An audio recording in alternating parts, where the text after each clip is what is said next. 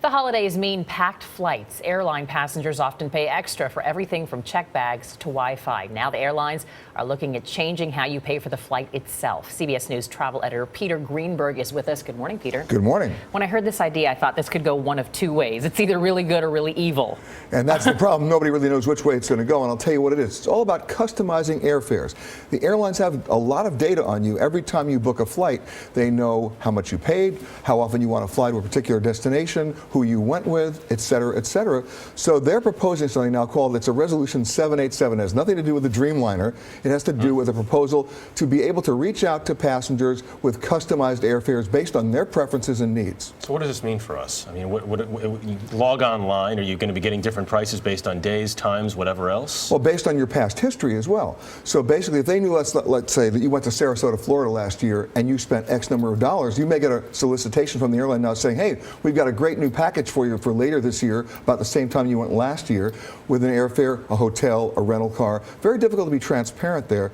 And then it gets a little crazier because let's say you went with your buddies and you paid X number of dollars. But if you went with your wife, they might customize the fare to say, oh, maybe he'll spend even more. So it's based on your buying history, your gender, your marital status, the time of the year that you went. So it's not necessarily about customizing preferences, it's about customizing fares. So we obviously understand how the airlines benefit. Do any passengers benefit with giving more information? Well, you know, there's the concept that if it's the week before the Super Bowl or Thanksgiving and you know ahead of time, but there are no deals there anyway. Right. So the real key here is, are you going to be allowed to be a good comparison shopper in this environment? Because you may just go for it because it's a solicitation and you may not have anything to compare it with. Can you somehow lock in the price, though, without them knowing who you are before you put that information in, potentially? So no, they want to know more about you. In order for you to qualify for this, they want to know about your marital status. They want to know where you live. It's all about zip code.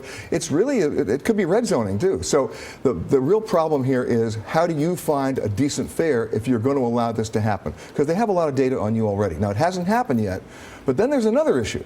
And the other issue, and many of us have gone through this, there's no hard data on this, but there's a lot of anecdotal evidence that when you surf online for a fare, and many people do, right? You shop online, and you find a fare that you want from New York to Los Angeles, and let's say it's $300. You go, you know what, I'll come back and look at it later. I'm not sure yet. And you come back an hour later, and it's $350. Yeah. How did that happen? Well, the airlines will argue that this happens all the time because they update their airfares about 250,000 times a day. That's true. Basic law of supply and demand. A lot of people want to go between New York and LA. But what about New York and Des Moines, Iowa at 3 in the afternoon on a Wednesday in March? So I tested that. It's a hot route. Oh, stand in line.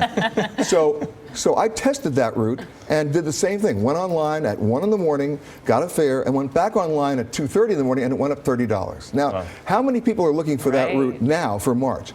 So there's no hard evidence, but here's what it may be, right? I came back on my same computer. Did the computer on the airline side recognize my IP and my computer? Right. It's all about cookies. So my advice to everybody, with the emphasis that we can't prove this, is that if you're going to book a fare, at least shop for a fare on one computer, go back to book it on another. Right, or find a friend who can book it for you. Find a friend who can Peter book it, Greenberg, thank you so much. You got it.